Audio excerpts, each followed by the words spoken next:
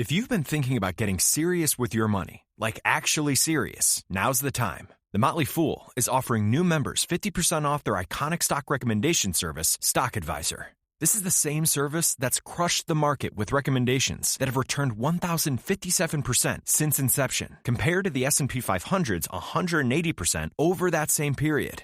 This isn't guesswork. The Motley Fool has a track record of finding companies before they become household names. So if you want to invest smarter and you like saving money while doing it, go to fool.com/listen to claim your 50% off discount off a 1-year term of Stock Advisor. Again, that's fool.com/listen.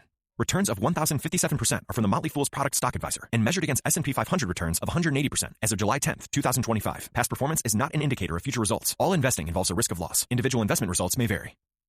¿Ahí qué cambios se podrían dar para ustedes en la relación con Venezuela? No solo pensando en una desertificación, sino pensando en un futuro de la frontera, pensando en la criminalidad que hay ahí, en los temas de seguridad. Yo le agrego a esa pregunta a Pascual una. Venezuela es una democracia y quiero arrancar acá con Carolina Corcho, que lleva 13 segundos en silencio. Claro, bueno, lo primero es que existe un principio internacional que es la libre determinación de los pueblos. Hay una situación muy compleja desde el punto de vista político en Venezuela. Sí, los venezolanos, tanto la oposición como gobierno, nos llaman a nosotros a mediar en una transición para resolver su problema. Lo haremos, pero no tenemos por qué intervenir en las decisiones políticas ni de Estados Unidos, ni de Ecuador, ni de Venezuela. Primer elemento. Segundo elemento, esta es una frontera muy importante para Colombia de más de 2.000 kilómetros, de la cual dependen 6 millones de colombianos y colombianas. Con el cierre de la frontera por una provocación del gobierno de Iván Duque con Maduro, se perdieron más de 10.000 millones de dólares de intercambio comercial. Estas son relaciones de Estado, no pueden ser relaciones de partidos políticos de gobierno.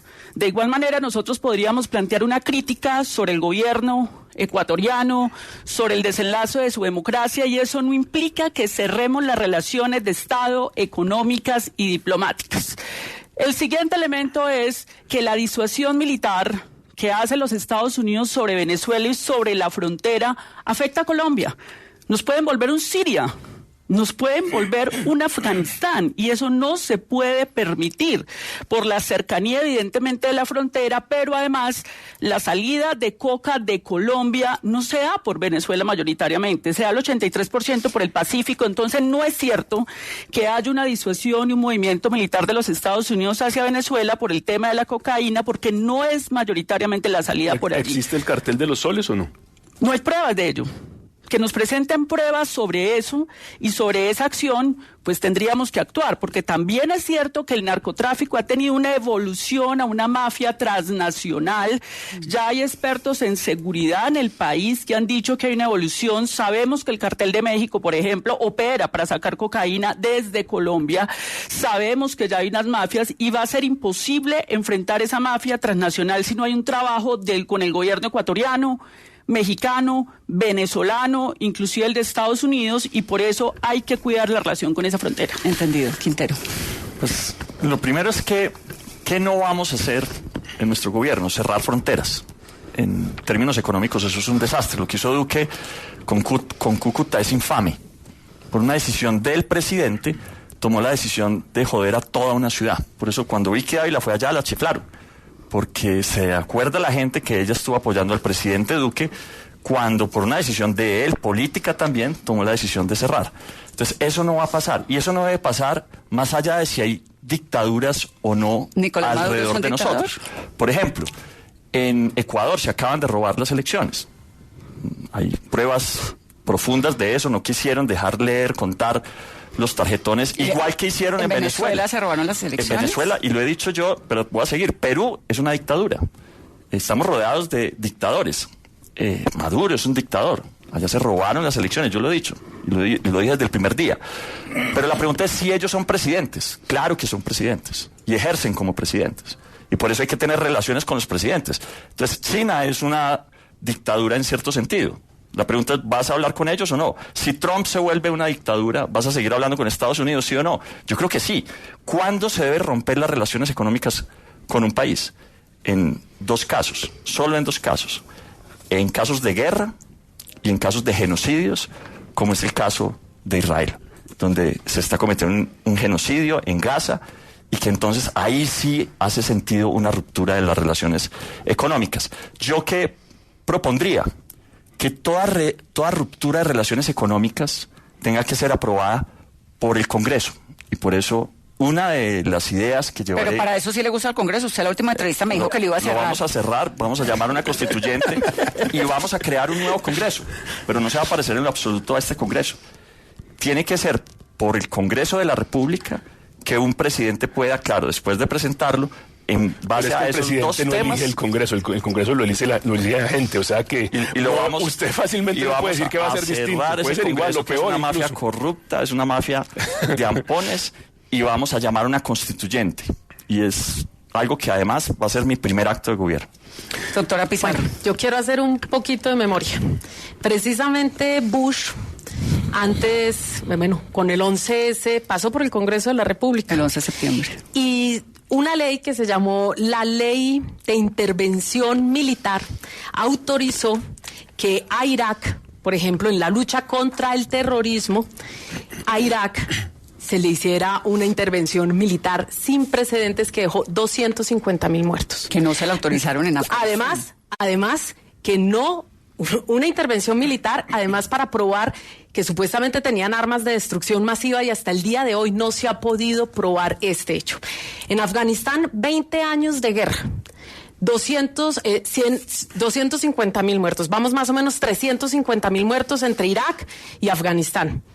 ¿Y qué nos dejaron esas intervenciones militares? Países destrozados, sin democracia, miles de víctimas, además una apropiación sobre los recursos naturales. Ese es el resultado de las intervenciones militares. Así que independientemente de lo que sea, yo creo que hay que tener muchísimo cuidado con ese tipo de propuestas, porque hay antecedentes trágicos en el mundo de lo que ha supuesto esto. Ahora, pero déjame terminar porque me interrumpen todos y es muy incómodo. Entonces, en segundo lugar, nosotros compartimos con Venezuela una frontera amplísima. Son 2.219 kilómetros. En los momentos más difíciles transitaron más o menos 6 millones, casi 7 millones de latinoamericanos, de venezolanos que hoy viven por toda Latinoamérica, más o menos 3 millones de venezolanos que viven aquí en nuestro país, que nosotros hemos tenido que atender en términos humanitarios, inclusive por la tragedia que eso supuso hace unos años.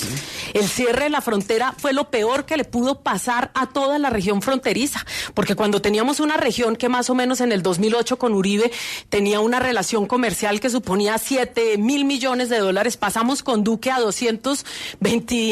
22 millones de dólares a cero, absolutamente nada. Y eso fue lo que sucedió. Y mientras tanto, ¿quiénes ocuparon los territorios de la frontera? Las mafias ilegales y las mafias violentas. Así que eso no construye país ni construye territorio. Pero lo peor es que nosotros vamos a permitir que América Latina, que ha sido un territorio de paz, que América Latina, que también ha sufrido intervenciones militares gravísimas en términos democráticos, sobre todo en la década de los 80, Chile, de los 70, Argentina, etcétera, trágicas para América Latina, entonces nosotros vamos a permitir que América Latina se convierta en un Medio Oriente. Ese es el destino que merecemos nosotros cuando tenemos responsabilidades mucho más grandes. Yo definitivamente creo que lo que nosotros tenemos que hacer es fortalecer de manera inmediata, porque aquí lo que nos están proponiendo es una mirada hacia América Latina absolutamente oprobiosa. Los que no están en medio de una guerra arancelaria, entonces están desertificados, los que no están bloqueados y los que no están con amenazas de intervenciones militares. Y América Latina tiene que fortalecer sus mecanismos de integración regional. Esto es fundamental porque es el lugar que va a ocupar América Latina en el mundo. Pero América Latina es muy diversa. ¿Cómo va a ser un mecanismo de unión de diferentes naciones? Daniel Quintero acaba de decir que Perú es una dictadura, yo no creo que Perú es una dictadura, pero usted lo dice, que Ecuador, que también es una dictadura, o que las elecciones en Ecuador son ilegítimas con la situación de Venezuela. ¿Cómo logra uno en semejante continente tan diverso? ¿Por dónde sería? Europa también fue un continente muy diverso y logró mecanismos de integración. Eso no puede ser excusa.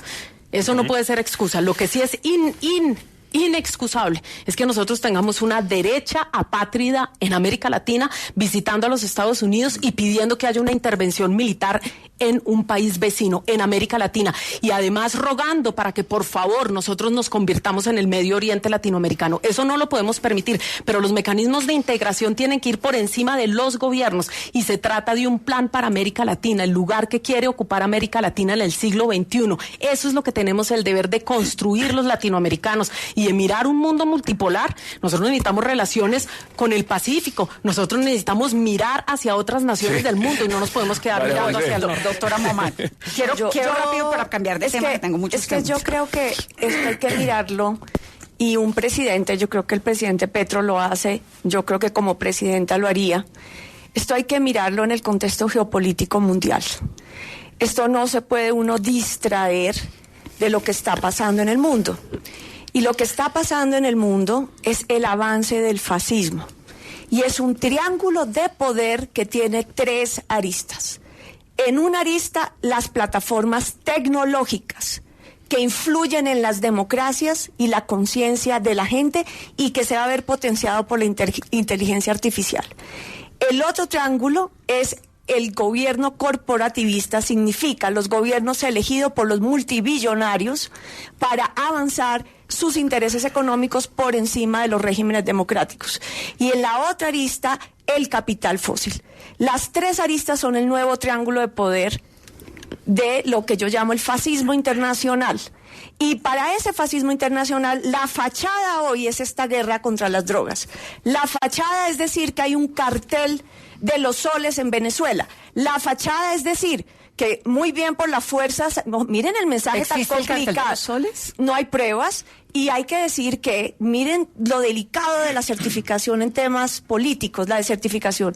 Le manda un mensaje a las fuerzas militares de Colombia donde les dice: ustedes han hecho un excelente trabajo, pero no confiamos en el liderazgo político del jefe de las fuerzas militares, que es el presidente Petro. Y yo estuve en los consejos de seguridad, porque yo era parte como ministra del Consejo contra los delitos ambientales y la deforestación. Y me consta el liderazgo del presidente Petro en definir la estrategia a las fuerzas militares, que hay que decir, frente a los intentos de golpe en este país, o de los atisbos de golpe, cerraron filas a defender la democracia hasta ahora. Entonces lo que hay que decir es que es este mensaje de los Estados Unidos. La fachada propiciando... Mire, ¿a qué van? La fachada es la guerra contra las drogas, pero a lo que van es a quedarse con el petróleo de Venezuela y los minerales estratégicos de la transición energética en Colombia. Y a lo que van es a una desestabilización de la región para avanzar en ese triángulo de poder en una lógica fascista. Si ese es realmente la realidad estratégica geopolítica, ¿dónde se está reorganizando el mundo? En otros bloques de poder que desafortunadamente, por ejemplo, frente al genocidio en Gaza, solo los constituyeron nuevas alianzas del sur global. Y entonces, yo estaría de acuerdo con María José. Ya están. Es la unidad de América Latina bajo esta perspectiva, una arista. Pero el problema que tenemos, y ahí yo como presidenta tomaría una decisión que tomó Guatemala, que desafortunadamente por alguna razón el presidente Petro no quiso tomar, que es la Comisión Internacional contra la Corrupción. Que esa fue la de Juan Velázquez. Sí, porque América Latina, porque en los puertos, en las importaciones, exportaciones de contrabando, en los negocios ilícitos, el Estado está tomado. ¿Cuál es el problema de América Latina? Que sí hay sectores del Estado tomados por el capital desregulado de la mafia, pero es que esos sectores también tienen poder político en los otros países. Y termino con esto. Por lo tanto, estratégicamente, Colombia debe unirse a otros bloques de poder geopolítico, propender a través de la CELAC a la unidad de América Latina, y por ningún motivo, permitir una intervención. Y eso es... En Venezuela. Eso, en Venezuela y en América Latina. Eso es un objetivo superior en este momento para toda la región que las discusiones sobre los regímenes políticos que hay. Yo creo que inclusive ahí se puede hacer unidad. Dejen hablar. Termino con eso, perdón, Bolívar, pero se puede hacer unidad con los regímenes que no son progresistas alrededor de la lucha contra el narcotráfico. Como Brasil, que lo tiene muy claro. Como Brasil, inclusive como Ecuador. Lo escuchamos sobre Venezuela. Ay, y definitivamente, perdón, la guerra en las fronteras. De acuerdo, abrir guerra, a ver, por ejemplo, abrir guerras y conflictos entre nosotros en las fronteras, por ejemplo en la Amazonía y con Perú, no es una respuesta estratégica en este momento geopolítico. Aquí lo que hay que buscar es la unidad de América Latina. Doctor Bolívar, bueno. Ya le pregunto sobre el tema de Perú a Quintero, que es el fomentador de allá de la isla. El presidente Petro no ha reconocido todavía al gobierno de Venezuela por el hecho de no haber mostrado o entregado las actas de votación para comprobar que su gobierno o su presidencia es legítima. Pero tiene una responsabilidad con todos los millones de personas que viven en la frontera.